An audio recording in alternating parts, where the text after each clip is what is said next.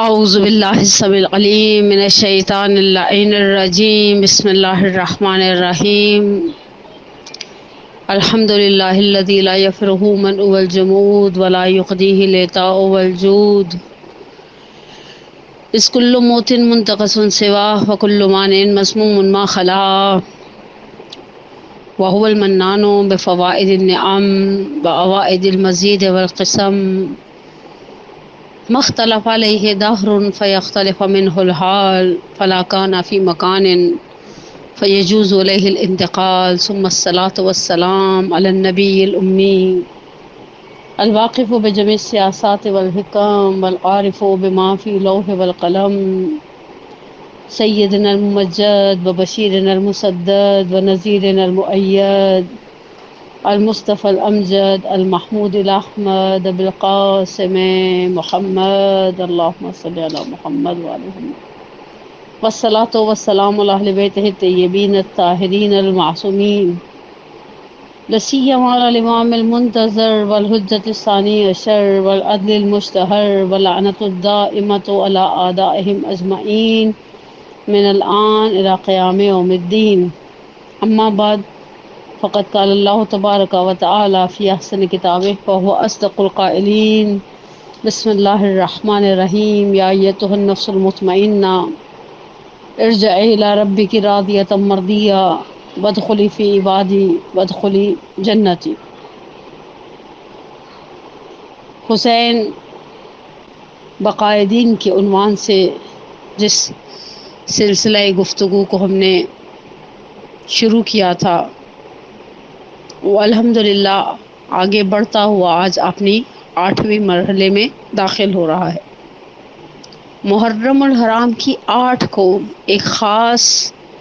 نسبت ہے ہمارے ایام ازاں میں۔ نوعاً برصغیر پاک و ہند میں 8 محرم کو تذکرہ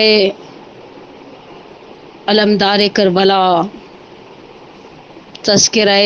ساقی اتاشا، تذکرہ ابو الفضل العباس کیا جاتا ہے۔ وہ ذات کہ جس ذات اور جس شخصیت کو سمجھنے کے لیے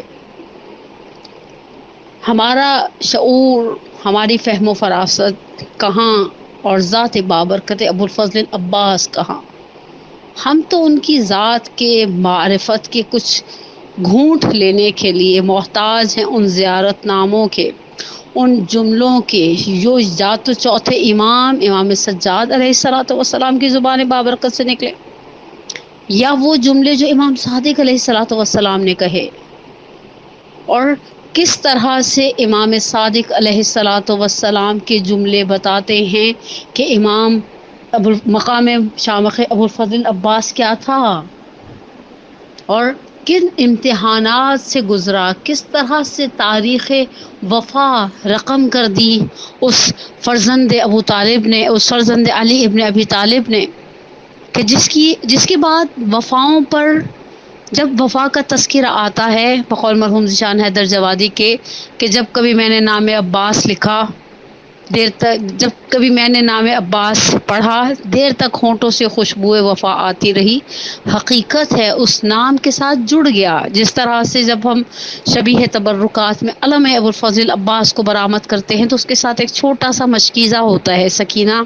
سلام اللہ علیہ کی پیاس کی یاد میں۔ اسی طرح سے جب نام ابو الفضل عباس لیا جاتا ہے تو وفا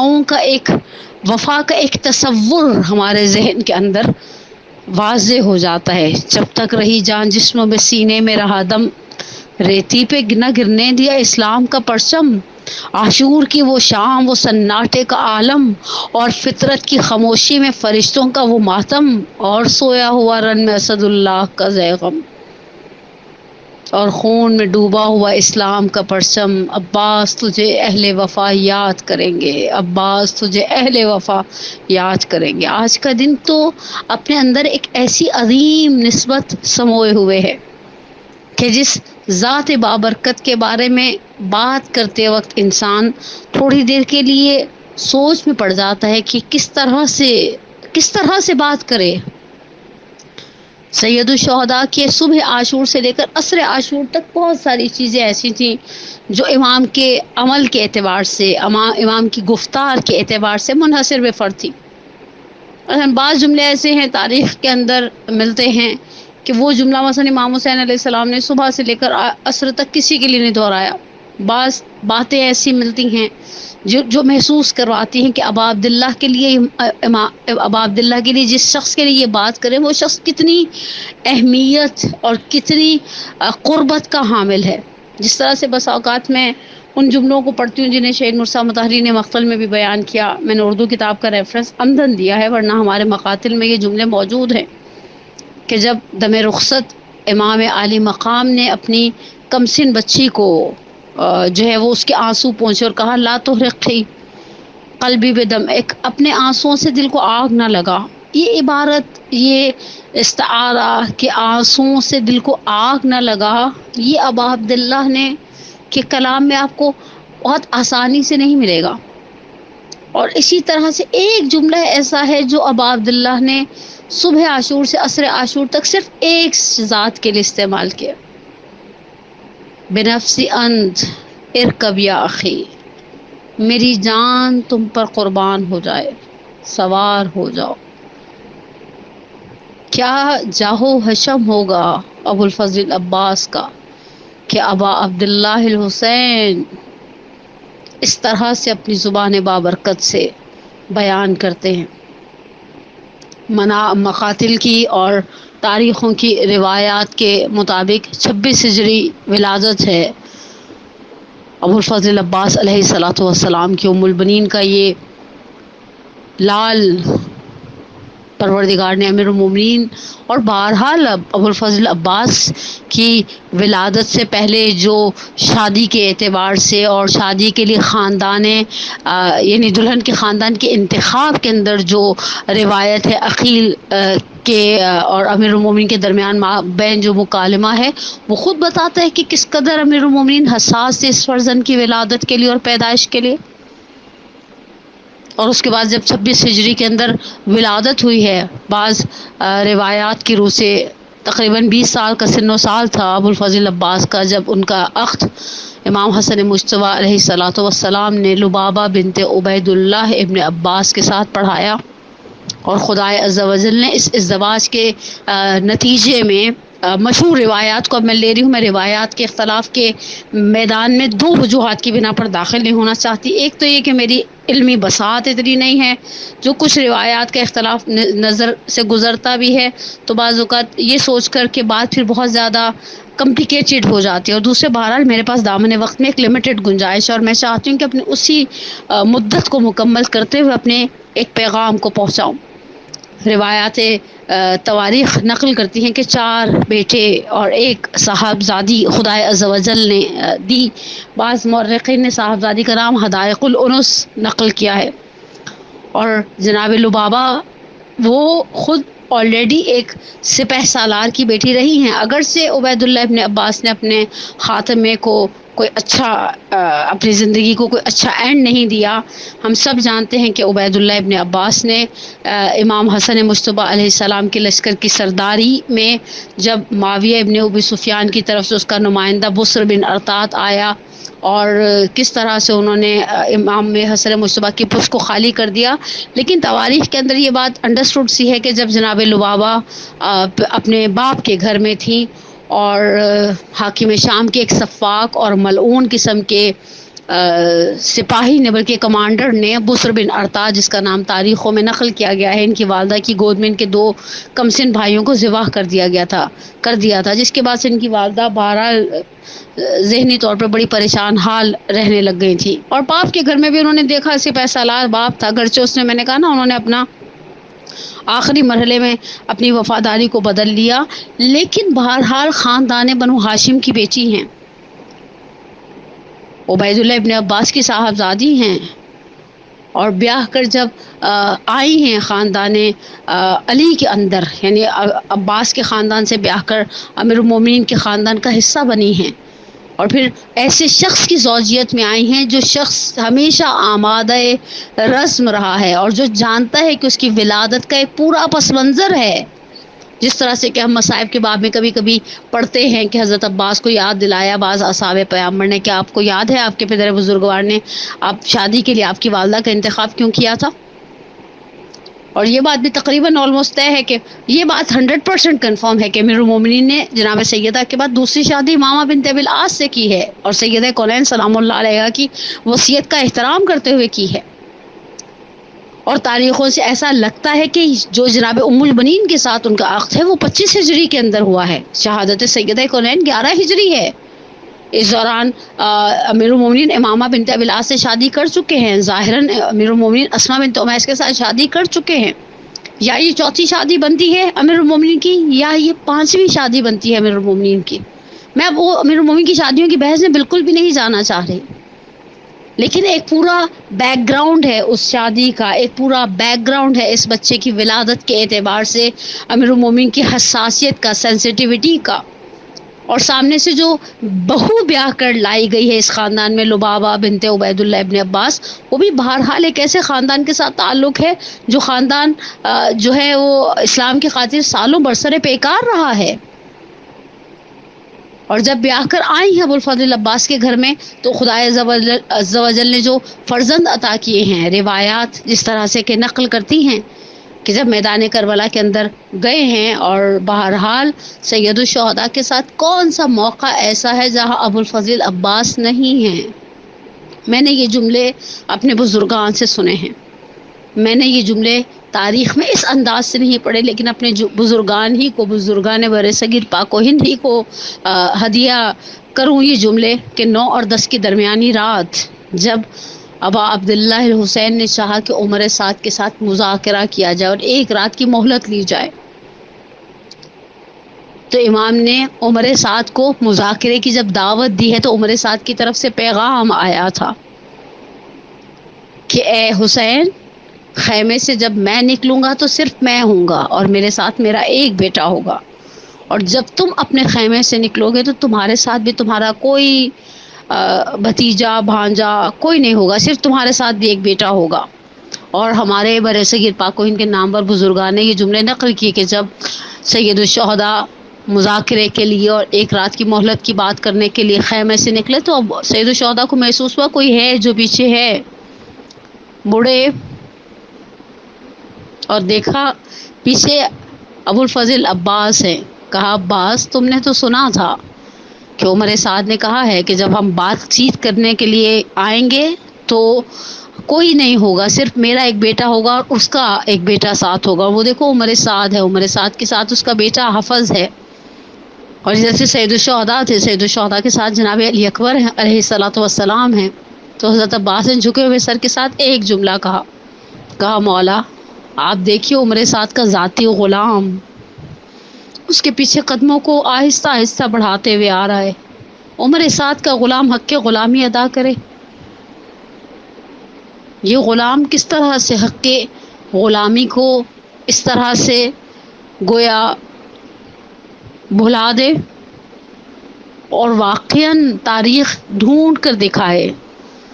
اس ذات بابرکت کی مثال جس کے لیے چوتھے امام نے کہا میرے چچا عباس کو شہدائے محشر میں وہ مقام حاصل ہوگا کہ شہدائے محشر رشک کریں گے مقام ابوالفضل عباس پر. کربلا میں صرف جناب ابوالفضل عباس کی شہادت نہیں ہے، جناب ابوالفضل عباس کے ساتھ ابوالفضل عباس کے 2 بیٹوں کی شہادت ہے. اور کس قدر سخت تھا سید الشہداء کے لیے اس شہادت کو سہنا کہ جس کے لیے جیسے ہی آواز سنی تو کہا الآن انکسر ظہری وقلت بی حیلتی وشمت بی عدوبی، اب تو میری کمر توڑ گئے عباس. اور بہرحال واقعہ کربلا کے بعد اس عظیم شخصیت کی زوجہ 3 بچوں کو، ایک صاحبزادی جیسے کہ میں نے نام نقل کیا حدائق الانس، اور 2 بچوں کو لے کر واپس گئی ہیں کربلا کے میدان سے. میں شیخ ذبیح اللہ محلاتی کے ریاحین میں کربلا کی خواتین کا تذکرہ جب تفصیل کے ساتھ تھوڑا انہوں نے اشارہ کیا. اسپریڈلی ہمارے پاس بہت ساری ایسی کتابیں ہیں جو اسرائے کربلا پر ہیں. یا الگ سے کربلا کی خواتین پر جو واپس پلٹ کر گئی ہیں ان کے اوپر ہے داستان. لیکن بعض تواریخ سے ایسا لگتا ہے 68 ہجری سے زیادہ کم خواتین ہیں جو زندہ رہی ہیں اس واقعہ کربلا کے بعد. کربلا کے واقعے کے بعد زندہ رہنا آسان نہیں تھا عزیزان من. کربلا کے واقعے کے بعد میں نے اتفاق کے اپنی صبح کی دوپہر کی مجلس میں مومنات کی سماعتوں کی نظر کر رہی تھی. ایک جملہ میں نے کہا کبھی کربلا کو ایک ماں کی نگاہ سے تو دیکھیں. آپ کو احساس ہوگا کربلا کے بعد زندہ رہنا کتنا بڑا امتحان تھا. ہم کربلا کی جب خواتین کو دیکھتے ہیں، جناب مسلم کی زوجہ رقیہ کے بارے میں صرف انسان سوچتا ہے اور انسان کا پورا وجود لرز جاتا ہے. 5 بچے لے کر گئی ہیں. ایک خاتون ہونے کے ناطے اتنا حق بنتا ہے میرا کہ میں یہ جملہ کہوں کہ وہ عورت جس نے 5 بچے پالے ہوں، پوسے ہوں، بڑے کیے ہوں، پروان چڑھائے ہوں، اس کا تو اس کی ساری زندگی کا دار و مدار ان 5 بچوں پر ہے. 5 بچوں کے لیے کھانا بنانا، 5 بچوں کی دیکھ بھال کرنا، 5 بچوں کی پرورش کرنا، 5 بچوں کو پروان چڑھانا. لیکن جب واقعہ کربلا کے بعد یہ خواتین واپس گئی ہوں گی، نوحہ تو یہ ہمارے یہاں 9 ربیع الاول کی مجالس میں پڑھا جاتا ہے، لیکن نوحے کے جملے ان خواتین کی کیفیت کو بہت اچھے طریقے سے واضح کرتے ہیں. اجڑے ہوئے گھروں سے آواز آ رہی ہے، اب لوٹ آؤ بھیا، اب لوٹ آؤ قاسم، اب لوٹ آؤ اکبر، اب لوٹ آؤ اصغر، اب لوٹ آؤ بابا، اب لوٹ آؤ غازی. بلا رہی ہے خواتین. یہ زبان حال ہے، ہم جانتے ہیں وہ خواتین بہت صبر کا، بہت ہی صابرہ تھی. لیکن آپ سوچئے جو خواتین اس طرح سے بچوں کو لے کر گئی ہیں اور جب واپس آئی ہیں تو اب ان کے ساتھ بچے نہیں ہیں. اور اس ذات کے بارے میں تو کیا کہوں کہ جس ذات کی مصیبت کو بیان کرنے کی تاب میرے اندر نہیں ہے. سید الشہداء کے پاس جب آ کر اس نے جہاد طلب کیا، امام ایک جملہ کہتے ہیں، عباس تم میرے لشکر کے علمبردار ہو. آخری مرتبہ جب آئے ہیں اور امام نے کہا عباس تم میرے لشکر کے علمبردار ہو، فنظر الی یمینہ و شمالہ، دائیں اور بائیں دیکھ کر مولا سے سر کو جھکا کر کہا مولا وہ لشکر کہاں ہے؟ اتنے میں خیام حسینی سے العطش کی صدایں بلند ہوئیں. سید الشہداء کے پاس جب بچے بنو ہاشم کے بچوں کے ہاتھوں میں خالی کوزے دیکھے تو اب سید الشہداء نے صرف اور صرف پانی لانے کی اجازت دی. مجھے نہیں معلوم کن ہاتھوں سے علم دیا ہوگا،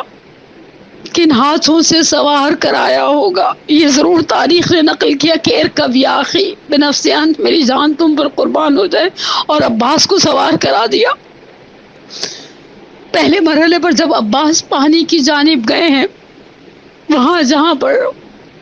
عمر سعد کے سپاہیوں نے گھاٹ پر قبضہ کیا ہوا ہے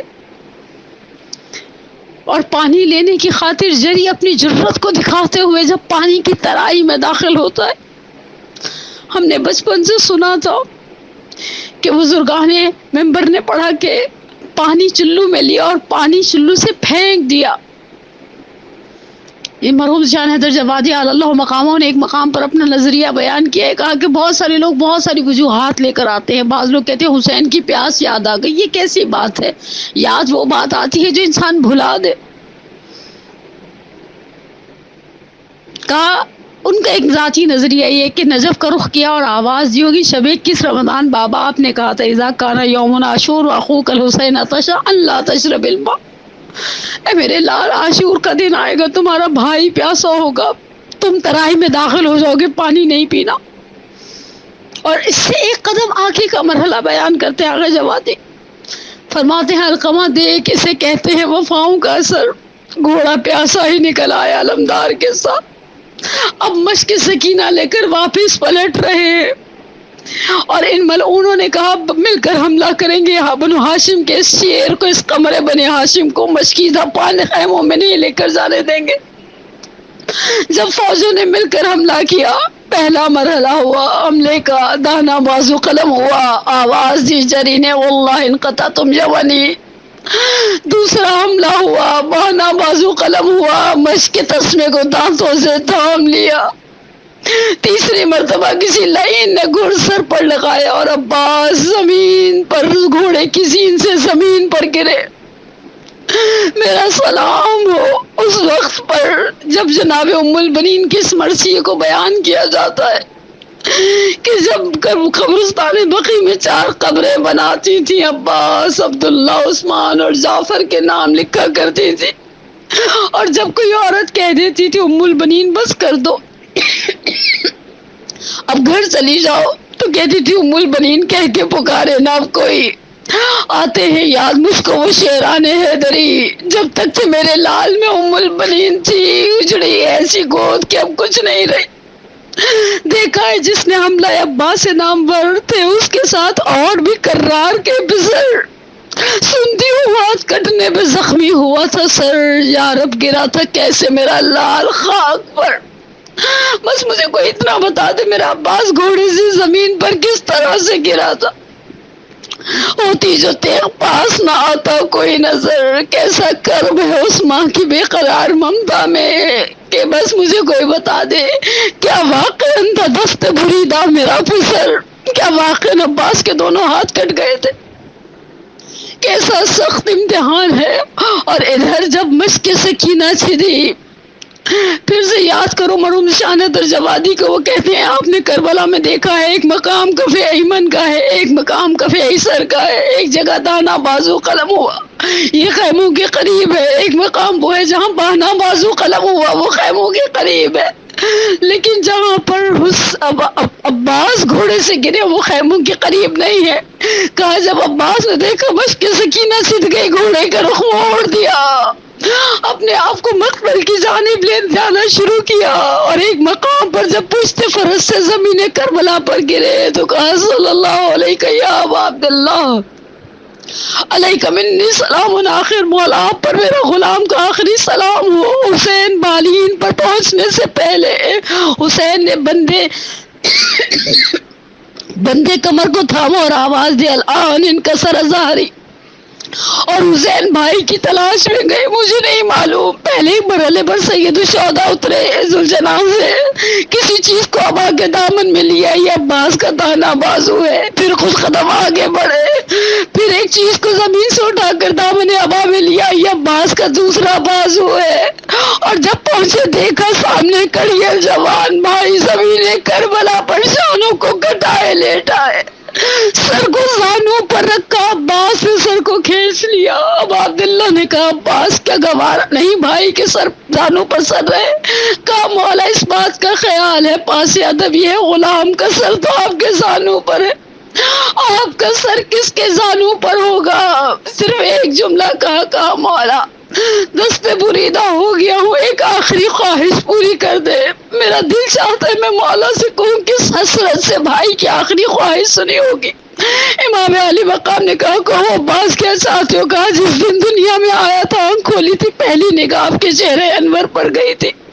اب دنیا سے جا رہا ہوں آنکھیں بند ہو رہی ہیں، دل چاہتا ہے آخری زیارت آپ کے چہرے کی کر لوں، ایک آنکھ میں تیر ہے ایک آنکھ میں خون ہے، مولا غلام کے ہاتھ صاف ہوتے تو غلام زحمت نہ دیتا، صرف ایک آنکھ کا خون صاف کر دے۔ حسین نے آنکھ کا خون صاف کیا، ارباب ممبر کہتے سید الشہداء نے بھی کہا ایک خواہش میری بھی پوری کرو۔ غلام نے سر کو جھکا کر کہا مولا آپ حکم کرے، کہا ساری زندگی آقا کہا، ایک مرتبہ بھائی کہہ کے آواز کر دو، آواز تو دو، اخی کہا اور گردن ڈھلک گئے۔ پروردگارہ تجھے اس باوفا کا واسطہ، اس ساقی العطاشا کا واسطہ، اس سکائے کربلا کا واسطہ، اس ذات کا واسطہ جس کو جب دعا کے لیے ہاتھوں کو اٹھاتے تو ہم کہتے ہیں یا کاشف الکرب عن وجه الحسین اکشف کربی بحق اخیک الحسین علیہ الصلوۃ والسلام، اللهم انی اسألک بحق فاطمہ وابیہا وبعلیہا وبنیہا وسر المستودع فیہا ان تصلی علی محمد وآل محمد، پروردگارہ بحق محمد وآل محمد اور محمد و آل محمد کے بعد ہم تجھے اس کربلا کے علمدار کا واسطہ دے کر تیری بارگاہ میں ہاتھوں کو اٹھا کر، اور یہ ذکر بقول بعض اساتذہ کے، بعض بزرگان کے، یہ ذکر وہ ہے جو قلب نازنین امام زمانہ کو متوجہ کرتا ہے۔ میں نوعاً اگر جمعے کی ظہر میں کوئی مجلس پڑھوں تو ضرور اپنے زمانے کے امام کو دعوت دیتی ہوں اور کہتی ہوں مولا جہاں کہیں پر بھی آئے ہم تذکرہ ابوالفضل عباس کر رہے ہیں، آئے ہم آپ کو آپ کے چچا کا پرسا دیں کہ جو سیدانیوں کی ڈھارس تھی، کہ جن کے ہونے سے زینب کبریٰ کو مانتا، جس کے انتظار میں بنو ہاشم کے بچے ہاتھوں میں خشک کوزے لیے کھڑے رہے، جس کی لاش حسین خیموں میں نہ لائے، پروردگارہ تجھے اس ابوالفضل عباس باب الحوائج کا واسطہ دے کر دعا کرتے ہیں، ہماری سب سے بڑی حاجت ہمارے ولی کے ظہور میں تعجیل فرما، ہمارے گناہ کبیرہ و صغیرہ کو معاف فرما، ہمارے پریشان حالوں کی پریشانی کو دور فرما۔ ہماری ایک بہت ہی قابل احترام دوست ہیں، بہنوں جیسی دوست نے کسی بہت ہی کرٹیکل سچویشن میں، پروردگارہ تجھے واسطہ ابوالفضل عباس کی عظمت کا، اس مقام کا، اس فضیلت کا جو خاندان پیامبر کی نگاہ میں ان کی تھی۔ چوتھے امام جب حضرت عباس کے فرزند کو دیکھا کرتے تھے فاستعبرا، روایت کہتی ہے بسا اوقات آنسوؤں سے گریا کیا کرتے تھے۔ پروردگارہ اس کاشف الکرب کے صدقے میں اس مومنہ کی جو ہماری مد نظر ہے، اور علی الخصوص اس مومنہ کی اور تمام مومنات کی پریشانیوں کو برطرف فرما، ہمیں ہمارے والدین کے لیے، ہماری اولاد کو ہمارے لیے باقیات الصالحات میں سے قرار دے، ہم سب کا خاتمہ بالایمان فرما۔ پروردگارہ بحق محمد و آل محمد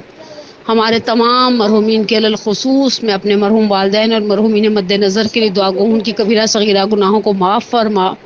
پروردگارہ اس محرم الحرام کو ہماری زندگی کا آخری محرم الحرام قرار نہ دے۔ پروردگارہ بحق محمد و آل محمد جو کچھ ہم عزاداری کے نام پر تیری بارگاہ میں پیش کرتے ہیں،